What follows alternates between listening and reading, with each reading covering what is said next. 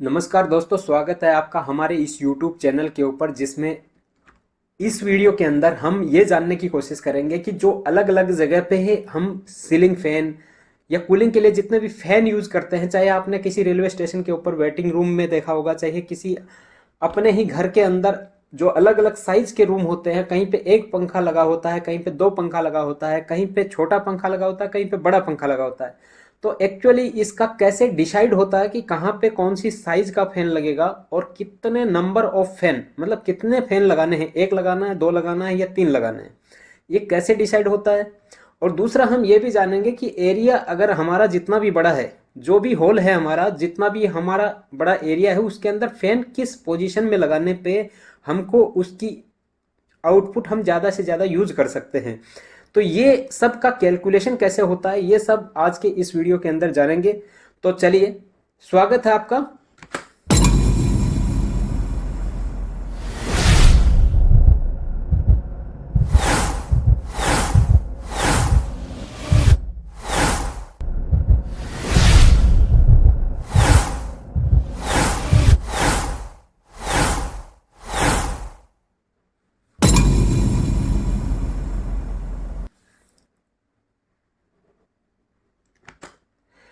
देखिए, जो भी जगह होती है, चाहे आपका रूम हो, हॉल हो, चाहे वेटिंग एरिया हो, उसके लिए अगर हमको फैन कैलकुलेट करने हैं तो उसके हिसाब से हमको ये देखना होगा कि हमारा जो है, जो भी हम करने जा रहे हैं उसके लिए हमारा स्टेप्स क्या होंगे। तो इसमें पहली स्टेप ये होती है कि हमको एक रूम का एरिया कैलकुलेट करना होता है, जो कि हम भी जो भी रूम हमारा है उसका एरिया जो होता है उसको हमको कैलकुलेट करना है। ठीक है, तो एरिया को कैलकुलेट करने के लिए क्या क्या उपाय है। देखिए, हमको जो भी एरिया, कहीं का भी एरिया निकालना होता है तो हम क्या देखते हैं, उसकी लेंथ देखते हैं और उसकी विड्थ देखते हैं। उसके हिसाब से हमारा एक एरिया होता है। और जैसे कि आपको यहाँ पे इस इमेज के अंदर आपको दिख भी रहा होगा कि ये हमारा रूम है, और इस रूम के अंदर अगर हमको ये फैन लगाना है तो हमारा फैन को लगाने के लिए सबसे पहली स्टेप ये होती है कि हमको ये देखना है कि इस रूम का एरिया कितना है। तो जैसे कि ये 10 फीट बाई 12 फीट का कोई रूम है, तो इसका एरिया क्या हो जाएगा, लेंथ और विड्थ के हिसाब से 120 स्क्वायर फीट। ठीक है, तो ये हमारा पहला स्टेप है। जब भी आप कहीं पे भी किसी भी कितने भी बड़े साइज के होल के लिए अगर आप ये डिसाइड कर रहे हो कि वहां पे फैन कितना लगेगा, किस जगह पे लगेगा और कितनी साइज का लगेगा, ये सब जानने के लिए सबसे पहली स्टेप हमारी यही होती है कि हमको ये जानना है कि हमारा जो है फैन जो लगेगा उस जगह पे हमारा कितना एरिया है हमारा। ठीक है, तो पहला स्टेप हमको यही देखना होता है कि हमारा जो भी एरिया है उसका एरिया है वो कितना है। तो यहाँ के हिसाब से हमने एक चीज़ सीख लिया, आपको कहीं पे कुछ भी नहीं देखना। आपका जितना भी बड़ा रूम है, जैसे आपकी जो भी साइज का रूम है, उसका एक लेंथ देख लीजिए कि लेंथ कितना है, और एक विड्थ देख लीजिए।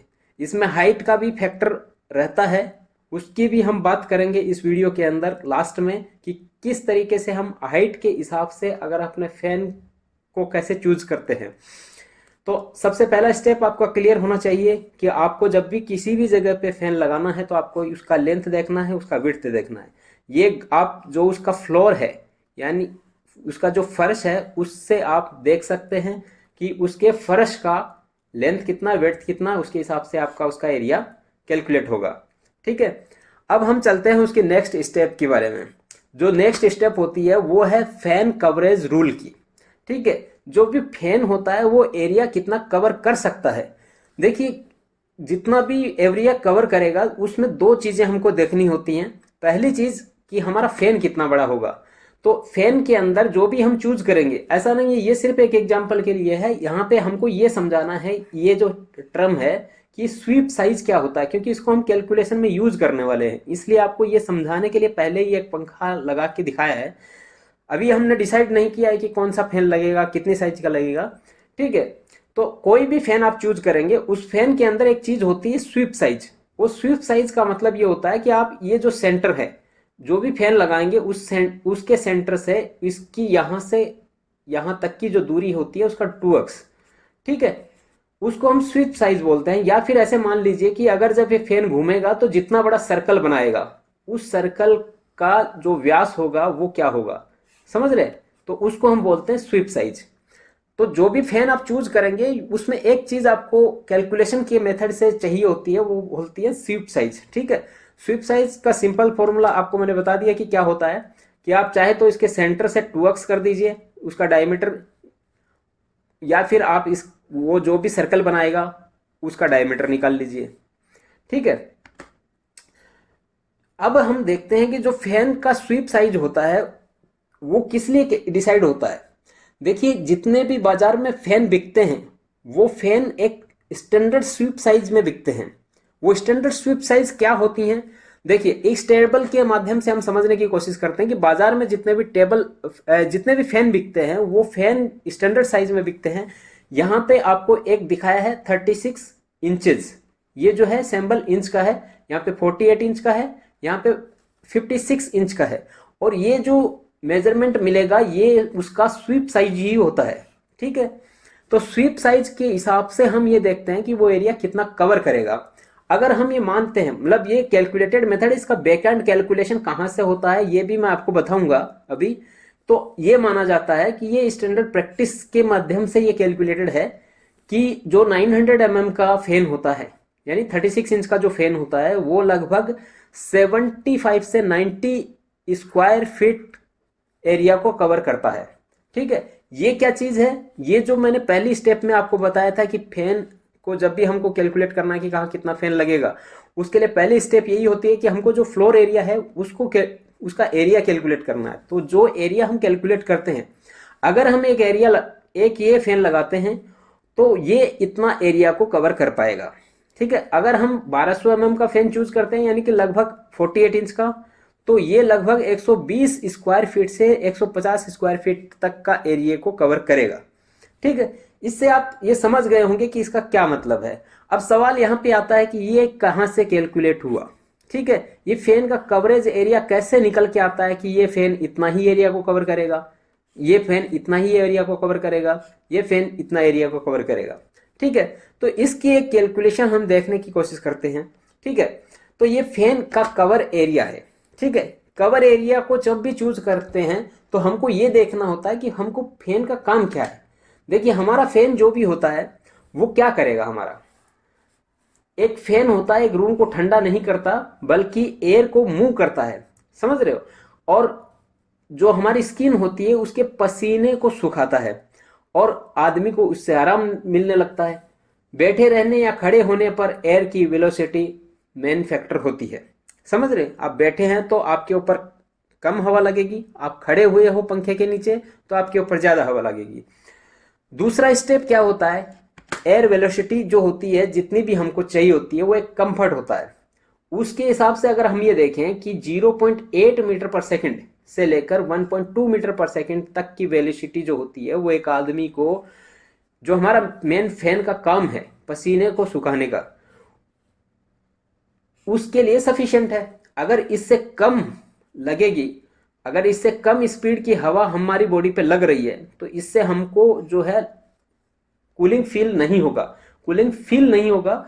और अगर इससे ज्यादा हवा लगेगी तो हमको अनकंफर्टेबल एयर फ्लो लगेगा। मतलब आप ऐसे लगेगा कि जैसे फैन की स्पीड जो है वो कंट्रोल करनी है या कम करनी है। कभी कभी ऐसा होता है ना कि जैसे हम अपने ही जगह पे बैठे हैं और वो फैन बहुत ज्यादा स्पीड में घूम रहा है तो हम उसके रेगुलेटर को कि जो नॉब है उसको घुमा के उसकी साइज को कम कर देते हैं। मतलब वो पहले 5 नंबर पे चल रहा है तो 4 नंबर पे कर देंगे, 3 नंबर पे करेंगे, लेकिन एक ऐसे नंबर पे चलाते हैं उस फैन को ताकि हमको थोड़ा कंफर्ट फील हो, समझ रहे हो, ना तो ज्यादा सर्दी लगे ना ज्यादा गर्मी लगे। तो इसका मतलब ये है कि ये जो रेंज है एयर फ्लो की वो एक ह्यूमन के लिए सफिशिएंट है। अब सबका ये रेंज इसलिए बोल रहे हैं क्योंकि देखिए सब लोगों का बॉडी अलग अलग होता है, वो अलग अलग काम से आया है। कोई आदमी मेहनत वाला काम करके आया, कोई आदमी नॉर्मली बैठा है, तो उसके हिसाब से डिपेंड करता है, इसलिए यहाँ पे एक रेंज में दिया गया है। ठीक है, तो ये वेलोसिटी जो होती है एयर की लगभग सफिशिएंट होती है। उसके बाद में हम ये देखते हैं कि फैन का एयर डिलीवरी जो भी होता है उसको हम क्यूबिक फीट पर मिनट में मेजर करते हैं। क्यूबिक फीट पर मिनट में मेजर करते हैं कि 1 मिनट के अंदर, 1 मिनट में ये कितना क्यूबिक फीट का मतलब आप समझ लीजिए कि आपके पास 1 फीट लेंथ है, 1 फीट हाइट है और 1 फीट ही इसका विड्थ है। ऐसा एक क्यूब बना दीजिए, इसमें जितना एयर आएगा उतना एयर को ये पैकेट समझ लीजिए, ये एक पैकेट है आपके पास एयर का, तो ये इतना पैकेट एक एयर का फेंक देगा। किस वेलोसिटी में? इस वेलोसिटी में। ठीक है, तो ये जो भी फैन होते हैं उसकी जो एयर डिलीवरी होती है उसको हम क्यूबिक फीट पर मिनट में मेजर करते हैं। ठीक है, अब हम देखते हैं कि हमारे जो स्टैंडर्ड साइज हैं, जो हमने पहले टेबल में एक बार बात किए थे कि बाजार में जितने भी स्टैंडर्ड साइज के फैन बिकते हैं उनकी एयर डिलीवरी क्या है। ठीक है, तो ये एयर डिलीवरी है। जैसे 900 mm का जो फैन होता है वो लगभग 2000 से 2300 क्यूबिक फीट पर मिनट के हिसाब से एयर डिलीवरी देता है। जो 1200 mm का है वो इस रेंज में देता है, और जो 1400 mm का है वो इस रेंज में देता है। ठीक है, ये कंपनियों के द्वारा प्रैक्टिकली प्रूफ्ड किया गया है, यानी उसको लैब टेस्ट किया गया है कि ये जो हमारा फैन है वो कितनी हवा दे देगा अगर इसको फुल स्पीड में चलाएंगे तो। ठीक है, यहाँ पे जितनी भी टेबल मैं आपको दिखा रहा हूं उन सब टेबल्स के अंदर जो डाटा है वही आपको एक रेफरेंस बनता जा रहा है नेक्स्ट स्टेप में जाने के लिए। ठीक है, तो इसको आप ध्यान में रखिए। पहले हमने ये देखा था कि एरिया कितना कवर करेगा, दूसरा जो भी फैन होता है वो फैन कितना क्यूबिक फीट पर मिनट की एयर डिलीवरी कर सकता है। ठीक है, अब हम ये देखते हैं कि हमारे जो एरिया होता है उसका इफेक्टिव स्प्रेड पैटर्न क्या होता है।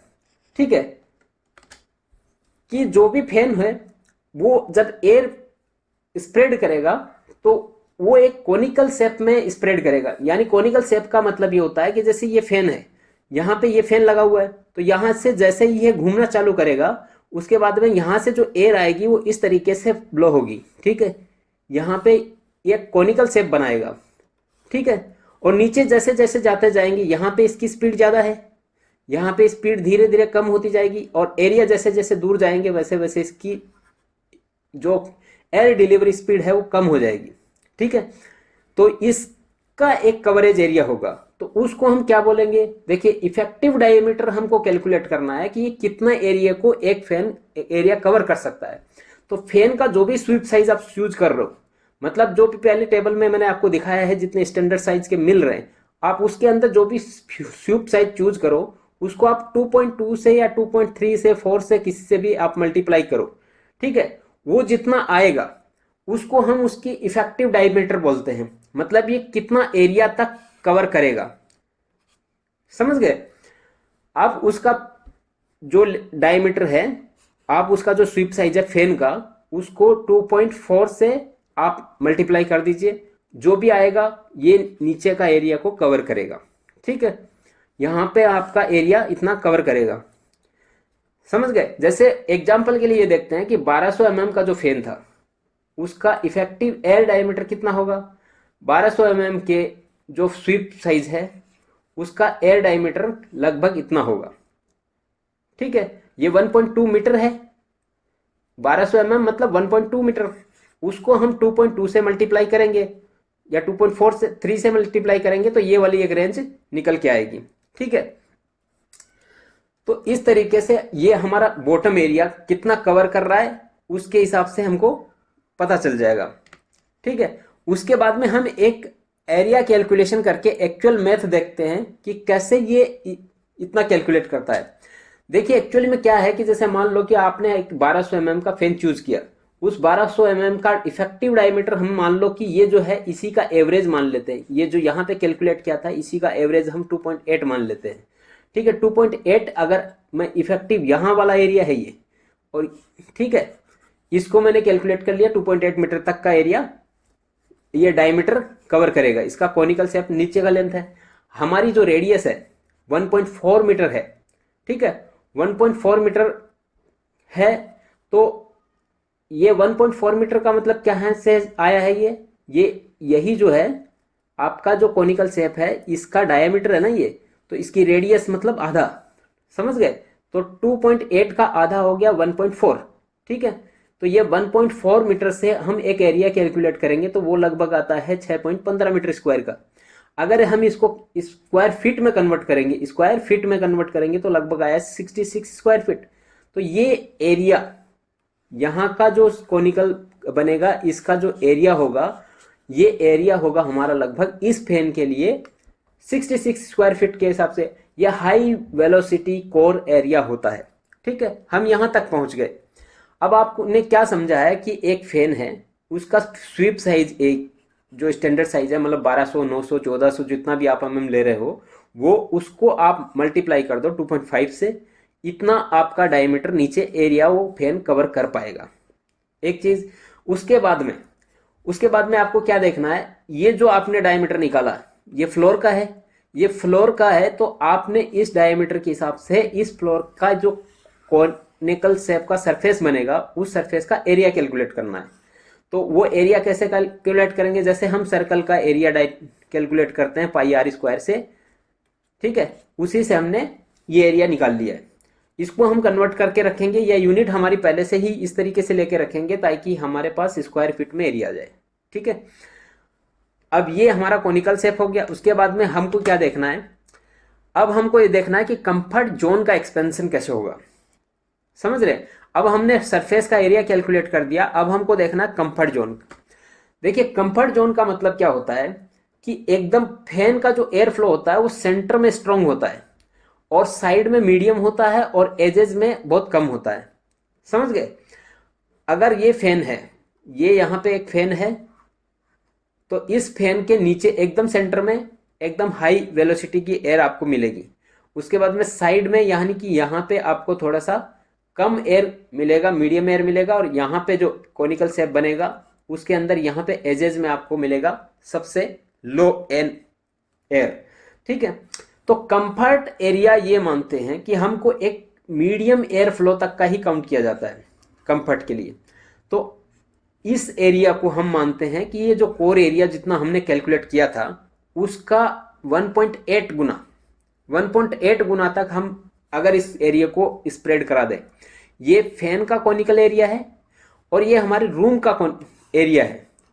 अगर हम ये जाएं कि यहाँ से कितना एरिया तक हम कंफर्टली फील कर पाएंगे, तो इस मीडियम रेंज से हम कॉनिकल शेप निकालते हैं और उसको सीधा सिंपल लॉजिक से निकालते हैं कि हमको इसका लगभग 80% या 120%, ठीक है, 120% तक का एरिया हम कैलकुलेट करेंगे। वो एरिया होगा उस फैन के वर्क करने के लिए एक कंफर्ट एरिया। ठीक है, तो हमने पहले कैलकुलेट क्या किया था, 60 स्क्वायर फीट हमारा एरिया आया था। ठीक है, उस 60 स्क्वायर फीट को हम 1.8 से टाइम्स से गुना करते हैं तो ये लगभग 120 स्क्वायर फीट आ जाता है। अभी मैंने जो टेबल आपको बताई थी जिसके अंदर कवरेज एरिया मैंने ये बोला था कि जैसे 900 mm के लिए इतना कवरेज एरिया है और 1200 mm के लिए इतना कवरेज एरिया है और 1400 mm के लिए इतना कवरेज एरिया है। तो यहाँ पे मैंने ये एग्जाम्पल से आपको समझाया है कि ये कैसे कैलकुलेट होता है। अब यहाँ पे मैंने लोअर रेंज को कैलकुलेट किया, कंफर्ट में रखा है। यहाँ पे आपने देखा है 120 जो है, मैं लोअर रेंज को लेके आता हूं। अगर आप कभी कभी ऐसा होता है कि मान लो कि एक एरिया है जहां पे आप फैन लगाएंगे, अगर फैन लगा रहे हो तो जो दूसरे नंबर का फैन है वो इस आपका जितना स्क्वायर एरिया आ रहा है, मान लो कि आपका स्क्वायर एरिया 110 आया, 110 स्क्वायर फीट आया, उसमें आपको एक फैन लगाना होगा। अगर आपका 120 आया तो भी एक लगाना है। 140 आने से क्या करना है, 130 आने से क्या करना है। ऐसी स्थिति में देखिए क्या है कि हमने ये जो एरिया कंफर्ट के हिसाब से निकाला है, अगर मान लो मैं ये कह दूं कि यहाँ पे 140 में 2 लगा दीजिए फैन, तो 2 फैन लगाते ही क्या होगा, पर fan square area coverage area कितना हो जाएगा, 70 का। ठीक है, अगर मैं 140 एरिया के लिए 2 फैन कैलकुलेट करता हूं तो एक पर एरिया का कंफर्ट जोन एरिया कितना हो जाएगा, 70 स्क्वायर फीट। और जो 70 स्क्वायर फीट होता है वो अनकंफर्टेबल होता है, मतलब आप जैसे ही उसके नीचे बैठेंगे फैन चला देंगे तो आपको बहुत ज्यादा एयर फ्लो हो जाएगा। इसलिए क्या करते हैं कि हम ये देखते हैं कि ये वाला जो फैन है वो मैक्सिमम इसके ऊपर जाना है कम से कम, यानी 150 स्क्वायर फीट तक आपको यूज करना है इसी एक फैन को ही।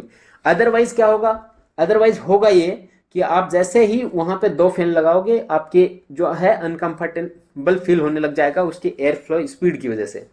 ठीक है, इसलिए यहाँ पे एक रेंज दिया गया है कि अगर आपका एरिया मतलब यहां तक एक फैन लगाना ही लगाना है। अगर आपके पास इस एरिया थोड़ा ही इससे ज्यादा है, 120 से ज्यादा 130 140 है, 150 तक भी है, तो भी आपको एक फैन ही यूज करना है।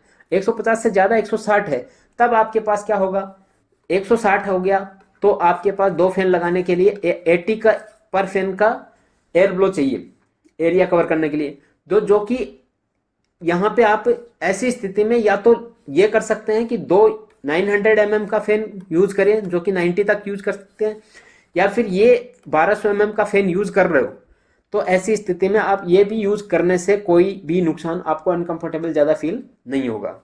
ठीक है, अब हम ये देखते हैं कि फैन की क्वांटिटी का कैलकुलेशन कैसे होगा।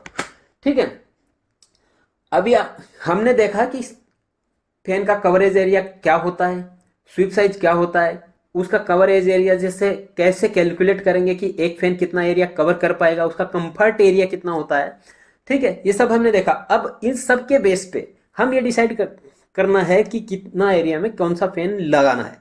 ठीक है, तो सबसे पहले हम देखते हैं कि कैलकुलेशन का फॉर्मूला क्या होगा।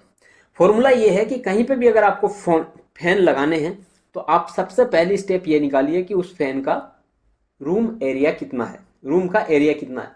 उसके बाद में जो भी आप फैन चूज करना चाह रहे हो उसका कवरेज एरिया क्या है, फैन की रेंज क्या है। ठीक है, कि कवरेज क्या होगी। अगर आप 900 mm का यूज करोगे तो ये लगभग 75 से 90 स्क्वायर फीट तक को कवर करेगा।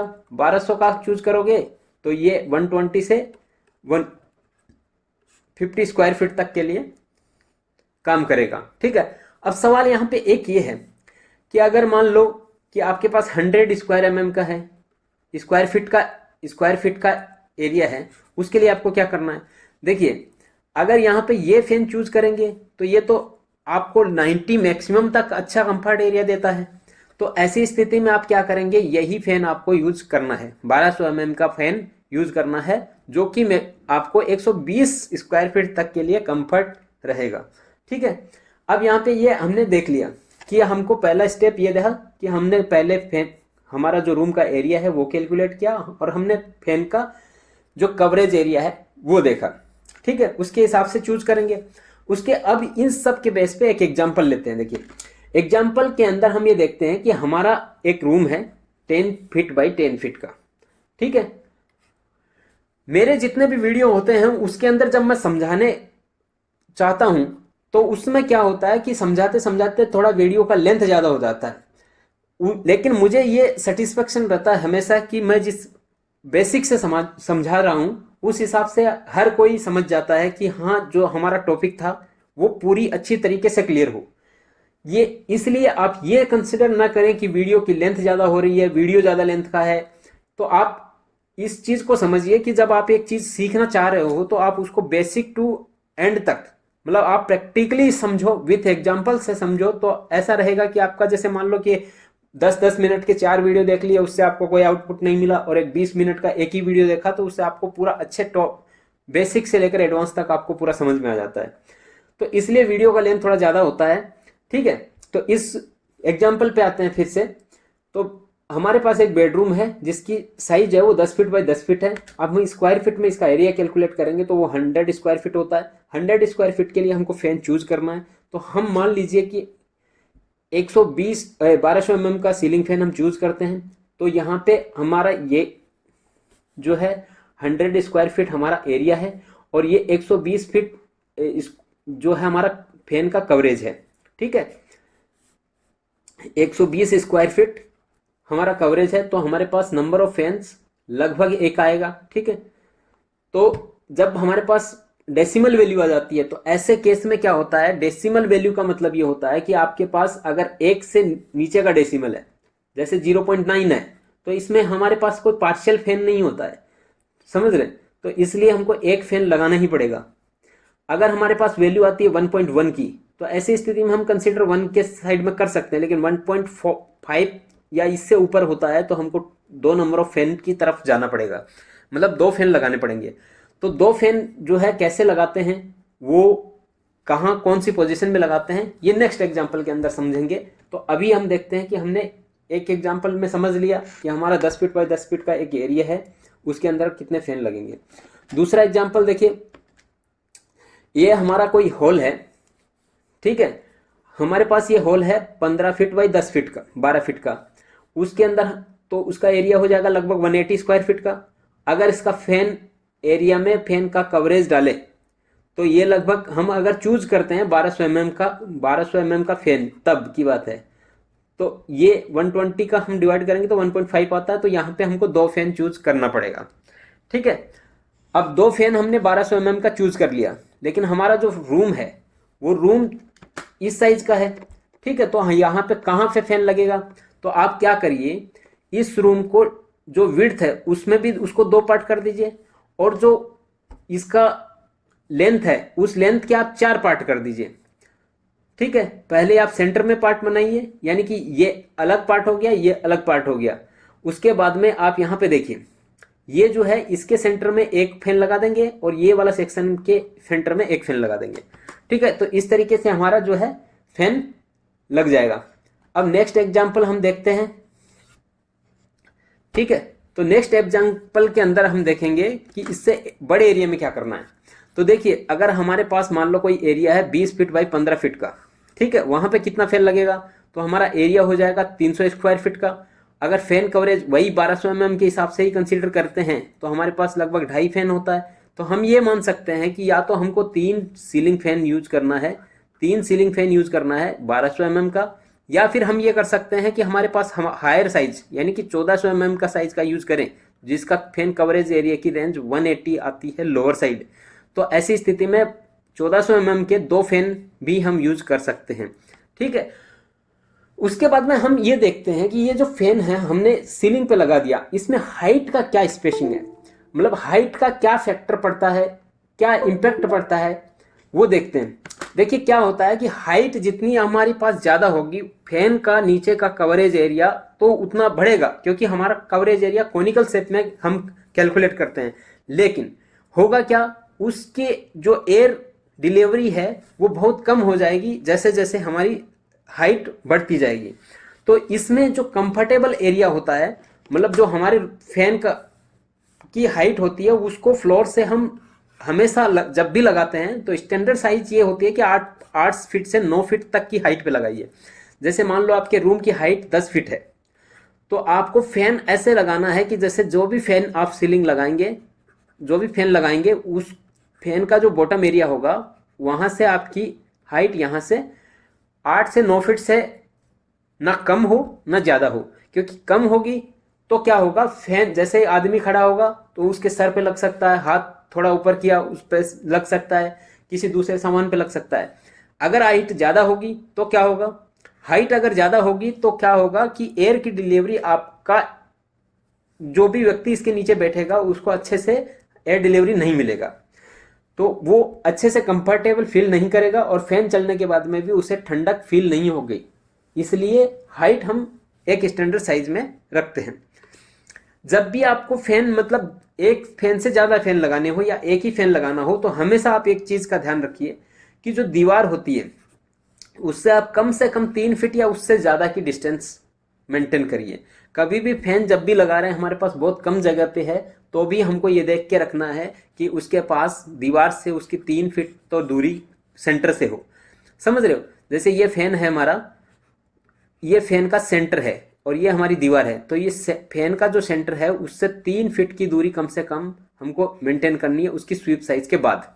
ठीक है, कि यहाँ पे ये एरिया हमारा स्वीप साइज का है, उस स्वीप साइज और इसके बीच में, इस दीवार और इसके बीच में कम से कम 3 फीट का डिस्टेंस आपका होना चाहिए। ठीक है, उसके बाद में अगर फैन टू फैन, यानी कि अगर 2 फैन हम यूज कर रहे हैं तो उनके बीच में कितना डिस्टेंस होना चाहिए, अब कम से कम भी 8 से 10 फीट का डिस्टेंस होना चाहिए। मान लो यहाँ पे एक रूम है हमारा, ये रूम है और इस रूम के अंदर यहाँ पे एक फैन लगाया है, ठीक है, और यहाँ पे एक फैन लगा रहे हैं। ठीक है, तो इस फैन का स्वीप साइज है, इस फैन का स्वीप साइज है, इन दोनों के बीच में कम से कम 8 फीट का डिस्टेंस कम से कम होना चाहिए। अदरवाइज क्या होगा, ये जो फैन है ये इसको डिस्टर्ब करेगा, इसकी और इसका फैन की एयर जो डिलीवरी है वो इस फैन के मूवमेंट को डिस्टर्ब करेगी। ठीक है, इसलिए ये सब रखा जाता है। ये स्टैंडर्ड कैलकुलेशन प्रैक्टिकली प्रूफ्ड, या ऐसे समझ लीजिए कि एक्सपीरियंस के बाद में ये चीज़ें मैं बता रहा हूँ आपको कि हमको कितना दीवार से फैन का डिस्टेंस रखना है, और अगर नंबर ऑफ फैन ज़्यादा हैं तो उन दोनों फैनों के बीच में मिनिमम कितना डिस्टेंस हमको रखना है। अब हम देखते हैं कि हाइट जो है, अगर मान लो आपके रूम की ज़्यादा है, कि मतलब आपके पास 12 फीट का, 14 फीट का, 15 फीट का ऐसी हाइट वाला रूम है, या कोई हॉल है ओपनिंग का, तो ऐसी स्थिति में आपको क्या करना है? तो ऐसी स्थिति में आप ये कर सकते हैं, डाउन रोड लगा सकते हैं। जैसे मान लो कि आपके रूम जो हैं वो ऐसे हो सकते हैं, मतलब आपका कोई रूम है, अगर वो इस तरीके से नॉर्मल रेंज का है तो आप यहाँ पे उसमें डाउन रोड लगाने की जरूरत नहीं है। आप डायरेक्ट ही हिंज पे जो एंकर फास्टनर होता है उसमें आप डायरेक्ट कस टाइट कर दीजिए, तो भी आपका फैन चलेगा। ठीक है, उसके बाद में इंक्लाइन है तो आपके पास एक डाउन रोड लेना है, लेकिन आपको यहाँ से जो हाइट मेंटेन रखनी है वो लगभग आपको 8 से 9 फीट की रखनी है। उसके बाद में आपको जो भी हाइट बढ़ता जा रहा है, तो ऐसी स्थिति में जैसे मान लो कि ये 18 इंच का 18 फीट का वाल है, तो ऐसी स्थिति में 18 फीट के वाल में आपको एक डाउन रोड यूज करना है। अब कितने फीट में कितना डाउन रोड यूज करेंगे वो आप देखते हैं। जैसे मान लो कि अगर हमारे पास ये एक रूम है, उसकी सीलिंग की हाइट यहाँ पे जो दिया गया है वो सीलिंग की हाइट है। अगर सीलिंग की हाइट 9 फीट है, अब 9 फीट सीलिंग का हाइट ही है, तो आप इसमें ज़्यादा से ज़्यादा क्या कर सकते हैं? इसलिए इसके अंदर आप 1 फीट का यानी कि 12 इंच का एक डाउन रोड लगाइए और वहीं तक आप फैन को चलाना है। तो आपके पास जो सेफ हाइट होगी वर्किंग की वो लगभग 8 फीट की मिल जाएगी। ठीक है, अगर आपका सीलिंग का हाइट 10 फीट है, सीलिंग का मतलब ये है कि आपके छत की हाइट 10 फीट है फ्लोर से, तो ऐसी स्थिति में आप उसके अंदर लगभग 1 फीट से 1.5 फीट तक का डाउन रोड लगाइए, ताकि आपको 8 फीट 8.5 फीट से 9 फीट तक का एरिया मिले। ठीक है, अगर आपके पास 11 फीट का है तो इसी रेंज में आप ऐसे मान के चलिए कि मुझे यहाँ पे लगभग 8 से 9 फीट का अपना सीलिंग जो है उससे गैप चाहिए। ठीक है, तो इतना जो डिफरेंस है वो आप डिफरेंस का आपको एक डाउन रोड यूज करना पड़ेगा। और डाउन रोड मैं किसको बोल रहा हूँ? डाउन रोड हम इसको बोलते हैं, ये आपके लोअर कनोपी है, ये अपर कनोपी है। इस अपर कनोपी और लोअर कनोपी के बीच में कितना गैप रहेगा ताकि फैन नीचे आए, समझ रहे हैं? तो उसको हम बोलते हैं डाउन रोड। ठीक है, तो डाउन रोड की जो लेंथ होगी वो इस तरीके से कैलकुलेट करेंगे कि हमको ये देखना है कि हमारा जो रूम है उसके फ्लोर से सीलिंग के बीच की हाइट क्या है। वो जितनी भी हाइट है उसमें से आप 9 फीट माइनस कर दीजिए। ठीक है, जो बचती है वो उतनी साइज का आप डाउन रोड यूज कर सकते हैं। ठीक है, उसके बाद में देखते हैं कि इलेक्ट्रिकल लोड के हिसाब से फैन जो हैं वो कितने वाट के आते हैं। ठीक है, देखिए जो नॉर्मल फैन मिलते हैं हमको वो मिलता है लगभग 70 से 90 वाट का, यानी कि नॉर्मली फैन जो होते हैं वो 80 वाट के यूज होते हैं। ठीक है, एक हाई स्पीड फैन होते हैं जो जिसको फराटा फैन हम बोलते हैं, जो बहुत ज़्यादा गैदरिंग जहाँ पे बहुत ज़्यादा लोग रहते हैं, जैसे शादी का प्रोग्राम हो या किसी प्रोग्राम के अंदर हम किसी टेंट के अंदर हम इसको यूज करते हैं, तो वो फैन होते हैं वो लगभग 120-110 वाट के होते हैं। एक होता है अभी जो नया टेक्नोलॉजी है, मतलब इलेक्ट्रॉनिक फैन मान सकते हो, इसके अंदर जो मोटर होती है वो ब्रशलेस डीसी मोटर होती है। ये चलता एसी सप्लाई से ही है लेकिन काम डीसी पे करता है। तो ये जो है ऐसी जगहों पे फैन यूज किए जाते हैं जहाँ पे पावर कंजप्शन को हमको कंसिडर करना होता है, एनर्जी सेव करनी होती है, तो वहाँ पे लगभग 35 वाट का, ये 35 से 40 वाट का फैन आता है। ठीक है, अब उसके बाद में ये होता है कि हमको ये जो फैन है अलग अलग टाइप की, वो किस जगह पे किस टाइप का फैन हमको यूज करना चाहिए, कहाँ नॉर्मल फैन यूज करना चाहिए, कहाँ पे हाई स्पीड वाले फैन यूज किए जाते हैं, कहाँ पे बीएलडीसी फैन यूज किए जाते हैं, कहाँ पे हम दीवार वाला फैन यूज करते हैं, उसके बारे में देखते हैं। देखिए क्या होता है कि हमारे पास मान लो हम ये मान लें कि 4 कैटेगरी हैं कि अलग अलग टाइप के फैन की, जो सीलिंग फैन जो नॉर्मल हाइट पे यूज करते हैं, एक हाई स्पीड फैन होता है, और एक हमारे पास बीएलडीसी मोटर होती हैं, उससे चलने वाले फैन होते हैं, वो एनर्जी सेविंग के लिए हम यूज करेंगे, और एक होते हैं दीवार पे लगने वाले फैन। ठीक है, तो देखिए अगर मान लो हमारे पास एक फैन है, अगर एरिया है, मान लो कि आपका रूम की हाइट 9 से 12 फीट है और अच्छा एयर फ्लो चाहिए और पावर भी आपको कम से कम ही यूज करना है, तो नॉर्मल सीलिंग फैन आप यूज कर सकते हैं इस तरीके का। और जो भी हाई स्पीड फैन होते हैं, जैसे जहाँ पे बहुत ज़्यादा भीड़ हो, जहाँ पे एयर थ्रो बहुत ज़्यादा चाहिए, तो ऐसी जगहों पे आप हाई स्पीड वाले फैन यूज करते हैं। या फिर जहां पे BLDC मोटर मतलब जहां पे बहुत ज्यादा नंबर ऑफ फैन हमको यूज करना है, तो उसी 1200 mm के अंदर जो नॉर्मल फैन की मोटर होती है उसकी जगह BLDC मोटर वाले फैन यूज करना है, ताकि आपका एरिया भी उतना ही कवर हो और आपकी एनर्जी भी 50% कम यूज हो। ठीक है, तो ऐसी स्थिति में मान लो कि हमको BLDC मोटर यूज करना होता है, तो BLDC मोटर के अंदर क्या होता है कि इसके वर्किंग प्रिंसिपल के बारे में हम एक अलग से वीडियो बनाएंगे। ठीक है, और एक होते हैं फैन जो कि दीवारों पे लगते हैं। ठीक है, जो कि कम स्पेस वाली जगहों पे हम यूज करते हैं, जहां पे मतलब हमारे पास जो फैन है उस फैन का स्वीप साइज प्लस हमारे पास वॉल टू डिस्टेंस हमारे पास नहीं है 3 फीट का, मतलब हमारे पास इतना एरिया नहीं है कि हमारे फैन का जो स्वीप साइज है उसको छोड़ के हमारे पास दीवार से उस तक का 3 फीट का डिस्टेंस हमारे पास अवेलेबल नहीं हो, बहुत कम जगह हो, तो ऐसी जगहों पे हम दीवार वाले फैन यूज करते हैं। जैसे बहुत सारी दुकानों में आपने देखा होगा, कॉरिडोर्स में आपने देखा होगा, तो ऐसी जगहों पे हम जो है दीवार वाले फैन यूज करते हैं। ठीक है, तो उम्मीद करता हूं कि ये वीडियो के अंदर आपको जितनी भी बातें आपको समझाई हैं step by step with examples वो आपके समझ में आई होंगी, और आपको आगे से कभी भी फैन के नंबर्स चूज करने में और फैन का टाइप चूज करने में और डाउन रोड की लेंथ निकालने में ये कभी कोई कंफ्यूजन नहीं होगा। और अगर ये सब आपको अच्छा लगा है या आपके समझ में आया है या आपको वैल्यूएबल लगा है तो इस चैनल को सब्सक्राइब कर लीजिए, आगे भी ऐसे ही वैल्यूएबल वीडियोस आपको इस चैनल के ऊपर मिलेंगे। धन्यवाद।